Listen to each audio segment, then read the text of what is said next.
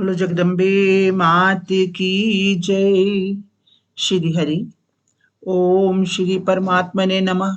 श्रीमद्वैपायन मुनि वेद व्यास प्रणीत महाभागवत देवी पुराण 54वां अध्याय। नारद जी का कंस को श्री कृष्ण के देवकी पुत्र होने की बात बताना। अक्रूर का गोकुल से श्री कृष्ण और बलराम को ले आना। कुबलया पीड़, चाणूर और मुष्टिक का वध। श्री कृष्ण द्वारा कालिका रूप से कंस का संहार करना तथा उग्रसेन का राज्याभिषेक कर माता पिता को बंधन मुक्त करना। श्री महादेव जी बोले, एक समय की बात है, नारद मुनि वीणा बजाते हुए भगवान विष्णु की अमृतमयी कथा का गान करते हुए आकाश मार्ग से मथुरा नगर आए। मुनि श्रेष्ठ, दुष्ट हृदय वाले राजा कंस को एकांत में समस्त गुप्त समाचार बताते हुए वे कहने लगे। नारद जी बोले, राजन सुनिए, मैं आपके लिए हितकर तथा अत्यंत गोपनीय बात बता रहा हूँ। नवीन मेघ के समान श्याम वर्ण वाले तथा वनमाला से सुशोभित जो वे महान बलशाली नंदपुत्र श्री कृष्ण गोकुल में रहते हैं, वे ही देवकी के 8वें गर्भ से निश्चित रूप से उत्पन्न हुए हैं और प्रचंड पराक्रम वाले श्री बलराम रोहिणी के गर्भ से आविर्भूत हुए हैं। वसुदेव ने उन दोनों को नंद के घर में धरोहर के रूप में रखा और वे दोनों वहीं बढ़े। उन दोनों ने आपके तृणावर्त आदि वीरों को अपने बल से मार डाला और जो कन्या आकाश में चली गई थी वह नंद की पुत्री थी। वह निश्चित रूप से आपको ठगने के लिए वसुदेव के द्वारा लाई गई थी। श्री महादेव जी बोले, उन नारद के ऐसा कहने पर उस क्रूर कंस ने देवकी सहित वसुदेव को काट डालने की इच्छा से कुपित होकर तलवार उठा ली। इस पर उन मुनि श्रेष्ठ नारद ने उस कोपाविष्ट राजा कंस को अनेक तरह से समझाकर ऐसा करने से रोका। इसके बाद देवताओं को दर्शन प्रदान करने वाले देवर्षि नारद मुनि अपने आश्रम लौट गए। इसके बाद कंस ने मंत्रियों से परामर्श करके अक्रूर को गोकुल में भेजा और उनसे कहा कि तुम मेरे आदेश से गोकुल में जाकर नंद के घर में स्थित बलराम और कृष्ण इन दोनों वसुदेव पुत्रों को इस मथुरा नगरी में छल पूर्वक ले आओ। वहां पर मुष्टिक और चाणूर आदि प्रधान मल्ल योद्धाओं से मल्ल युद्ध करवाकर मैं उन दोनों महाबली वीरों को मरवा डालूंगा। मुने इस प्रकार उस अत्यंत दुरात्मा कंस से आज्ञा पाकर अक्रूर रथ पर सवार होकर शीघ्रता पूर्वक गोकुल आ गए। तत्पश्चात नंद के घर पहुंचकर वे अपने रथ से भूमि पर उतरे और उन्होंने घर में प्रविष्ट होकर वसुदेव के दोनों दुर्जेय वीर पुत्रों को देखा। अक्रूर ने उन दोनों को दंडवत प्रणाम किया और कंस ने जैसा कहा था वैसा अपने आने का प्रयोजन बताया। अक्रूर जी बोले, महान बलशाली आप दोनों श्री बलराम और श्री कृष्ण को मथुरा ले जाने के लिए दुष्ट स्वभाव राजा कंस के भेजने पर मैं यहां आया हूं। उस कंस ने दुष्ट चेष्टाओं वाले मंत्रियों से मंत्रणा की है और वह पहलवानों से मल्ल युद्ध के द्वारा आप दोनों को मरवा डालेगा। मैं तो योगी राज के मुखारविंद से सुनकर दृढ़ रूप से जान गया हूं कि प्रचंड पराक्रम वाले आप दोनों निश्चित रूप से साधारण मनुष्य नहीं हैं। अपनी लीला से कंस आदि दुष्टों के भार से पृथ्वी को मुक्त करने के लिए आप दोनों परा प्रकृति और पुरुष अपनी माया का आश्रय लेकर पृथ्वी पर आविर्भूत हुए हैं। नंद और यशोदा के अतिशय भाग्य के कारण छल का आश्रय लेकर दुरात्मा कंस ने भय की लीला करते हुए आप दोनों यहाँ रह रहे हैं। जन्म जन्मांतर में इन दोनों के द्वारा की गई तपस्या का प्रधान तथा उत्तम फल इस लोक में इन्हें संपूर्ण रूप से प्राप्त हो गया है। अब आप यदुराज के आदेश से मथुरा पहुंचकर पृथ्वी के भार स्वरूप इन महाबली कंस आदि दुष्टों को नष्ट कीजिए। महादेव जी बोले, अक्रूर की बात सुनकर मधुपुरी जाने की इच्छा से महान बलशाली श्री बलराम और श्री कृष्ण ने सभी गोपों से कहा, महाप्रतापी राजा कंस को विविध प्रकार के मधुर गव्य, दूध, दही, घृत आदि प्रदान करने के लिए उन्हें लेकर आप सभी लोग कल प्रातः काल प्रस्थान कीजिएगा। हम दोनों पृथ्वीपति कंस से मिलने के लिए निश्चित रूप से वहां जाएंगे। मुनि श्रेष्ठ, महामते, उन दोनों की यह बात सुनकर आश्चर्यचकित मन वाले सभी गोपगणों ने वैसा ही किया। तब उस उत्तम और विचित्र रथ पर चढ़कर प्रातः काल अक्रूर के साथ वे दोनों मथुरा जाने को तत्पर हुए। उस समय श्री कृष्ण को देखकर ब्रज की सभी गोपांगनाएं रोने लगी।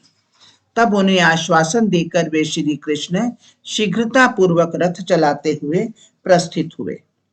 मुनि श्रेष्ठ, नंद आदि गोप वृंद भी दधि, दुग्ध आदि गव्य पदार्थ लेकर यदुनंदन श्री बलराम तथा श्री कृष्ण के पीछे पीछे चल दिए। महाबली श्री बलराम और श्री कृष्ण को साथ में लेकर नंद आदि प्रमुख गोपों से घिरे हुए अक्रूर मधुपुरी पहुंचे।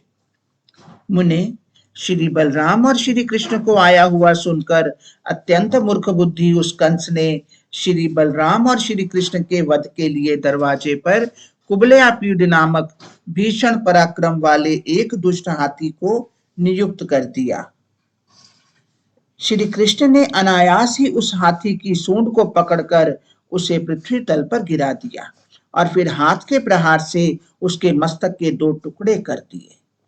तदंतर महाबली तथा पराक्रमी श्री बलराम और श्री कृष्ण अक्रूर के साथ सिंह की भांति दहाड़ते हुए पुर में प्रविष्ट हुए। मुनि श्रेष्ठ, भय से त्रस्त नंद आदि ब्रजवासी भी दधि दुग्ध आदि उपहार लेकर गव्य सामग्री लिए हुए उनके पीछे पीछे चले। जहां पर राजा कंस विराजमान था, वहां पर शीघ्र जाकर उन ब्रजवासियों ने उस दुरात्मा कंस को नमस्कार करके भेंट सामग्री प्रदान की।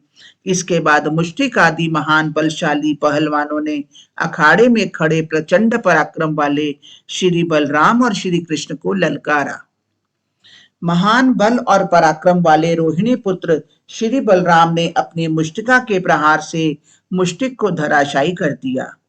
मुनि श्रेष्ठ, श्री कृष्ण ने भी चाणूर को आकाश में ऊपर उठाकर और फिर पृथ्वी तल पर पटक कर मार डाला। इसी प्रकार युद्ध में अपने पराक्रम का प्रदर्शन करते हुए श्री बलराम और श्री कृष्ण ने भी अन्य सैकड़ों पहलवानों को आधे क्षण में ही धराशायी कर दिया। तदंतर भीषण पराक्रम वाले अपने पहलवानों के धराशायी होने का समाचार सुनकर महान युद्ध देखने की इच्छा से वह कंस मंच के ऊपर चढ़ गया। महाबली श्री बलराम और श्री कृष्ण को देखकर भयाकुल दुष्ट कंस ने दूतों से कहा कि इन दोनों को यहां से शीघ्र दूर हटाओ। मैं ब्रज में रहने वाले सभी दुरात्मा ग्वालों को दंडित करूंगा और दुष्ट चेष्टा वाले नंद को तो उसकी पत्नी सहित मरवा डालूंगा। उस कंस को ऐसा बोलते हुए देख श्री कृष्ण ने आधे क्षण में ब्रह्मांड को विक्षुब्ध करने वाला अपना वह कालिका विग्रह धारण कर लिया। तत्पश्चात कालिका रूप श्री कृष्ण ने उस दुष्टात्मा कंस के बालों को अपने बाएं हाथ से पकड़कर और फिर उसे अपनी ओर खींचकर तलवार से उसका सिर काट डाला।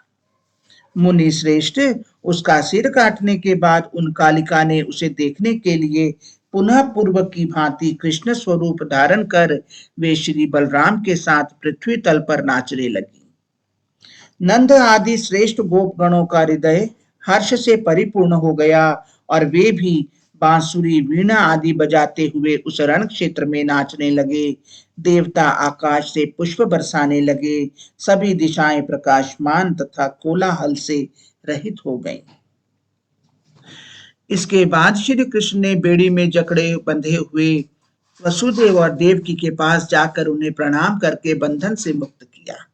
कमल सदृश सुंदर मुख वाले अपने उन दोनों पुत्रों को पास में आते हुए देखकर हर्ष के आंसुओं से परिपूर्ण नेत्रों वाले वसुदेव तथा देवकी ने उन्हें अपनी गोद में ले लिया।